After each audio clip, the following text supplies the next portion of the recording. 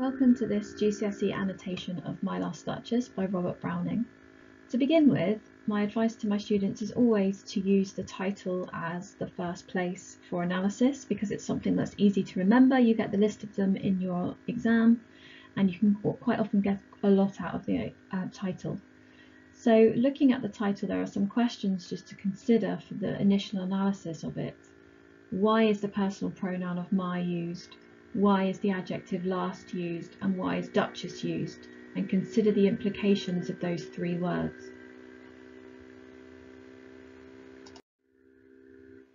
So once you've read the poem, you kind of need to get an understanding of the summary of what's actually happened. So in Summation, a duke is showing a messenger around his house. The messenger is helping to arrange the duke's next marriage.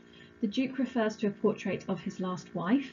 He implies that he had killed his wife because he believed that she was being promiscuous or cheating on him, and this is a poem essentially about a controlling relationship, so it will come under the power side of the power and conflict anthology and thinking about how power is maintained in a relationship or as part of the patriarchy in society. So for annotations, we use green for context and purple for structure and then pink for language. So our initial contextual annotations are the fact that this poem is based on a person called the Duke of Ferrara in Italy, whose wives all mysteriously died, and there was a lot of rumour that he had murdered his wives, but this was never proven. The poem explores the need for patriarchy to control female sexuality in Victorian England. So it's about how people react to women seeming to be in control of their own sexuality and how men respond to that. So structurally, it is written mostly in iambic pentameter, so 10 syllables per line and 5 beats, to reflect the controlling nature of the narrator. So he's very restrained, very controlled. In this dramatic monologue, Browning takes on the role of the Duke. So the monologue is the voice of the character, and this allows the character to control the narrative because it's only his voice that we hear. We don't hear his wife's, we don't hear the other person's voice. So this could be a way of Browning exploring controversial subjects anonymously through the characterization of somebody else. So you'll see in the very first line there's a repetition of the personal pronoun my, and you'll already have looked at this in the title of the poem, but this personal possessive pronoun suggests control because it's about someone belonging to somebody else. It's repeated throughout the poem and it shows just how important it was to the Duke to possess the Duchess, and could be then an allegory for how men in the wider society want to possess their own female wives, daughters. The brackets down here, or the parentheses down here, are interesting in terms of kind of giving an insight into the fact that the Duke can lose control. So he speaks mostly in iambic pentameter, he speaks with quite good diction, he's quite elaborate, but these parentheses show that there is a part of him that loses control every now and again, and it's this side that is his dangerous side when he loses that control, and this is kind of what led him to the murder of his wife, this loss of control. The direct address in this part, in the parenthesis, where he talks to his wife in the painting, it's almost like he cannot resist but feels smug about the power that he has regained over his wife, and the way that he has regained that power is by killing her and making sure that she is immortalized as a painting that he can therefore control. It might also say something about the fact that he was unable to control his wife while she was alive. So this part where it says, "'Twas not her husband's presence only called that spot of joy," this is where we learn about the Duke's obscene jealousy towards his wife and the fact that he was concerned that she was finding other men attractive and was being entertained by other men. It shows how shameful it was to lose control of your wife in the Victorian period. So you could argue that there is some pathos for the character here because he was out of control and he felt jealous. The expectation was of women to be satisfied by their husbands, so it seems completely bizarre to the Duke that his wife wouldn't be satisfied by him, even though he doesn't seem like a particularly nice person. So it also says something about society's need for women to just toe the line and be satisfied with what they're given. For further reading, you can look at Angel in the House by Coventry Patmore, who kind of gave a list of the characteristics of the perfect wife, and it's quite an extensive list, but that's the list that was being used for women in terms of controlling their conduct. The half flush that dies along her throat could literally be referring to the blush that appears on her cheeks and her face when she is around people that she is attracted to, and this could be used as evidence of infidelity, because before the divorce laws were common in England, men could divorce their wives on suspicion of infidelity, and they didn't really need much evidence, and this acts as a link to that.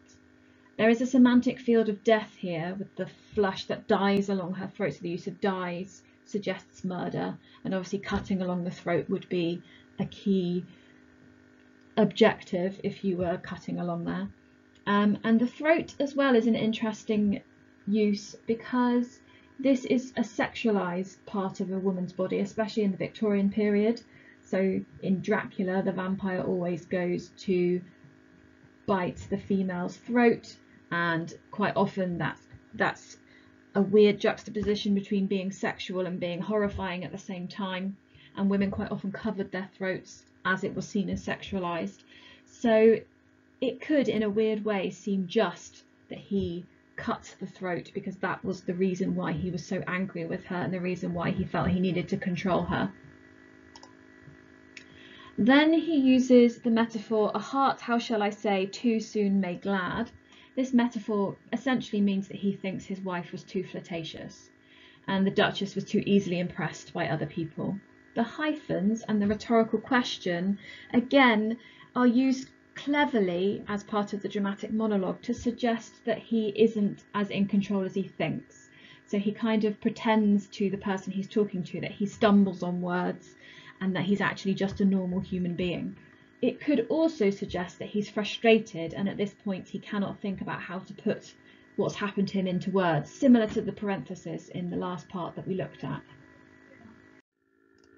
So moving on, we look at the gift of a 900 years old name, and this is where we realise how power is viewed in the Victorian period, that the name and the title of people is really, really important, and the Duke thinks that he should be powerful because he is a Duke, and perhaps he's not used to not being in control of people because of that reason. It shows how important his status is, and this can be compared with the people that he talks about that his wife found entertaining, so the officious fool and the mule.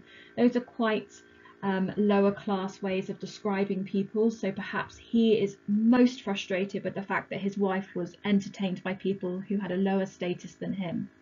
He almost cannot understand why the Duchess wouldn't want just to be with him, which again shows his arrogance. The rhetorical question at the end, I think, directly posed to the person he's talking to, is used to manipulate both that person and the reader. So it forces the reader to question whether what he did was right. Who wouldn't be annoyed at his wife cheating on him or perceived to be cheating on him, or someone who he couldn't control in the Victorian period? Is it okay that he got rid of her because of that?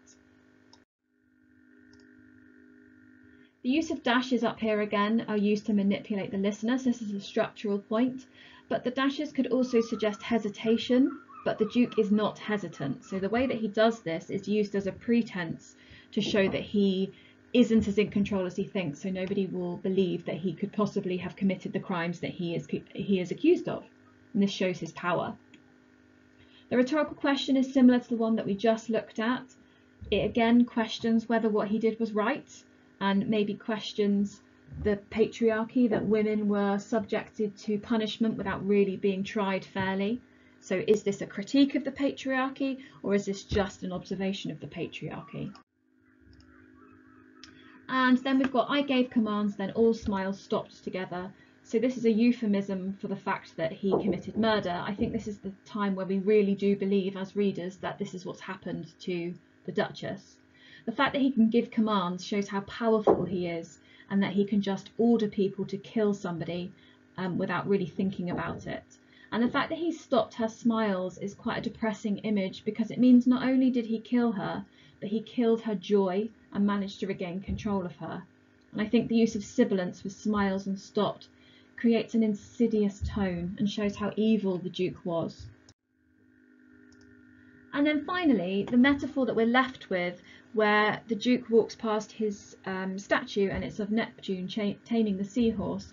This is his final message of his pride and his controlling nature, and how pleased he is about how controlling he is.